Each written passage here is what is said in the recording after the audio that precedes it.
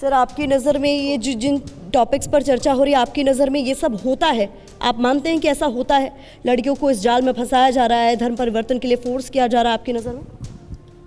ये तो पता है मुझे कि ये मतलब हम लोग से अलग कर दिया बेटी को पहले, फिर बाद में जो चाहे जब चाहे उसने कुछ भी किया, और बाद में ऐसे ये सब हादसा हुआ है।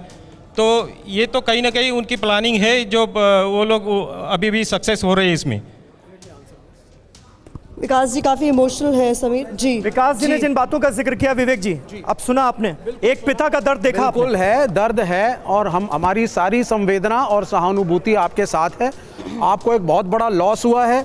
पैनल में बैठे सभी लोग और सभी गेस्ट इस बात को समझते हैं, नहीं होना चाहिए था, ये एक बात है। लेकिन दूसरा मैं ये भी कहना चाहूँगा और आपसे अपील करूँगा कि इसमें एक रिलीजियस एंगल हम ना लें। ये बहुत बार ऐसी घटनाएं, हिंदू लड़का हिंदू लड़की से शादी करता है तो भी होती हैं, मुसलमान लड़का मुसलमान लड़की से शादी करता है तो भी होती हैं। ये अगर एक रिलेशनशिप में क्राइम ऑफ पैशन होता है तो उसको धर्म का रंग देना हमारे समाज में विघटन को और बढ़ाएगा। तो आपसे मेरी हाथ जोड़ के अपील है कि जो आपका जो लॉस हुआ है वो हम नहीं फुलफिल कर सकते, लेकिन हम आपसे आपके हिसाब से बात करेंगे तो समाज में एक मैसेज जाएगा। विवेक जी, यानी आपके हिसाब से ऐसे केसेस में धर्म का एंगल लाना ही नहीं चाहिए। धर्म का एंगल है ही नहीं सर, है ही नहीं आपके हिसाब से ना। ठीक है, रिलेशनशिप सुबोई खान हमारे साथ मौजूद हैं, ऐसे केसेस को हैंडल भी करती हैं, लॉयर भी हैं, सोशल एक्टिविस्ट भी हैं। सुबोई, आपके हिसाब से ठीक कर रहे हैं विवेक? जी समीर, मैं किसी के बीच में नहीं बोली और आशा करती हूँ कि कोई मेरे बीच में इंटरप्ट नहीं करेगा, क्योंकि यहाँ पर युवा बच्चे बैठे हैं, भारत का यूथ बैठा है। तो इस मुद्दे पर मैं बहुत ही रैशनैलिटी और क्लैरिटी के साथ कुछ पॉइंट्स रखना चाहती हूँ। विवेक जी ने कहा कि धर्म का एंगल नहीं आना चाहिए। मैं as an officer of the court, as a lawyer, Bharat के बच्चों से ये कहती हूँ कि जब हम लव जिहाद के खिलाफ लड़ाई लड़ते हैं तो हम ये कभी नहीं कहते कि कोई मुसलमान लड़का किसी हिंदू लड़की से शादी ना करे या नहीं कर सकता है। हम सिर्फ ये कहते हैं कि हमारे देश में एक स्पेशल मैरिज एक्ट नाम का एक कानून है जो अलग अलग पंथों के बच्चे इंटरफेथ मैरिजेस आपस में कर सकते हैं, अपने अपने रिलीजन्स को मेंटेन करते हुए। मैंने भी ये गैर मुसलमान से शादी करी है, लेकिन मैं सुबोई खान से कोई सपना खन्ना तो नहीं बन गई। स्पेशल मैरिज एक्ट में शादी करी। मैं ईद भी मनाती हूँ, मैं नमाज भी पढ़ती हूँ, मैं होली भी मनाती हूँ, मैं दिवाली भी मनाती हूँ और मैं पूजा भी करती हूँ। एक दूसरे के रिलीजन्स को हम सेलिब्रेट करते हैं, सम्मान करते हैं। लव जिहाद नाम हम उस एजेंडा को देते हैं जिसका एक पैटर्न है, कोई 1 2 3 इंसिडेंट्स नहीं है, हजारों की तादाद में उदाहरण है।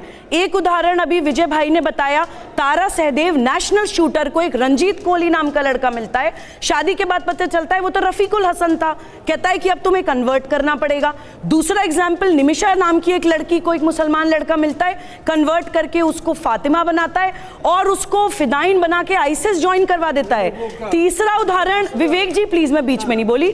तीसरा उदाहरण, विवेक जी मैं सिर्फ एग्जाम्पल दे रही हूँ, मैं अपनी ओपिनियन नहीं बता रही आपको, ओपिनियन आप खुद बनाइएगा।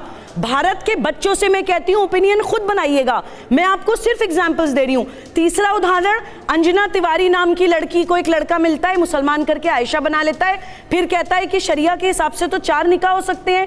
अब वो दूसरी निकाह करके दुबई जाके दूसरी बीवी के साथ सेटल हो जाता है। वो लड़की अपना परिवार छोड़ चुकी है, अपना रिलीजन छोड़ चुकी है, अपने दोस्त छोड़ चुकी है, उसको कोई क्लोजर, कोई डिवोर्स, कोई मेंटेनेंस, कोई एलिमनी कुछ नहीं मिलता, और वो लड़की फ्रस्ट्रेट होकर यूपी में विधानसभा के सामने जाकर अपने अंदर आग लगा लेती है। ये पैटर्न है बहुत सारे केसेस का। आपने जिन बातों का जिक्र किया है, आप कह रही हैं इसमें सीधे तौर पर पैटर्न साफ तौर पर नजर आता है, मानवी जी। लेकिन जिसके साथ भी एक मिनट रागी साहब बोलने नहीं दिया, 1 मिनट रागी साहब, समीर मुझे 10 सेकंड्स और दे दीजिए, 10 सेकंड्स। अगर ये एक पैटर्न है और अगर शादी इसलिए की जा रही है कि धर्मांतरण किया जा सके, धोखा दिया जा सके, मतलब जिसके साथ हुआ ये उसकी तो पूरी जिंदगी तहस नहस हो गई ना, ये तो मानेंगे आप मानवी? देखिए, अभी सुबोई जी ने बोला कि शादी आपने हमको बोलने नहीं दिया, मैं बोला कि शादी के बाद उसको बोला कन्वर्ट करने के लिए, लेकिन मेरे को ये समझ में नहीं आता शादी कैसे करी। अगर आपने शादी कोई संस्था में जाकर करी तब भी आई कार्ड लगता है, अगर आपने कोर्ट मैरिज करी तब भी आई कार्ड लगता है। तो जब आपने आई कार्ड दिखा करके,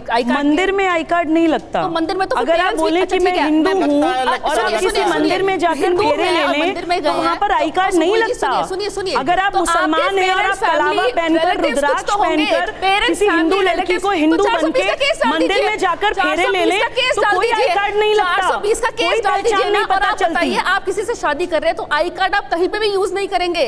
आप कहीं भी ट्रैवल करेंगे, रेलवे से करेंगे, हवाई जहाज से करेंगे, कहीं भी रहने जाएंगे। मैं एज अ वुमन, सुनिए एज अ वुमन आपसे एक बात कहना चाहती हूँ कि जो यहाँ विक्टिम बैठे हैं या जो हिंदू लड़कियां जिनके साथ लव जिहाद हुआ है, हम उनके पेन को प्लीज इनवैलिडेट ना करें। एटलीस्ट हम उनकी कहानी, उनका दर्द समझे कि हाँ उनके साथ हुआ है।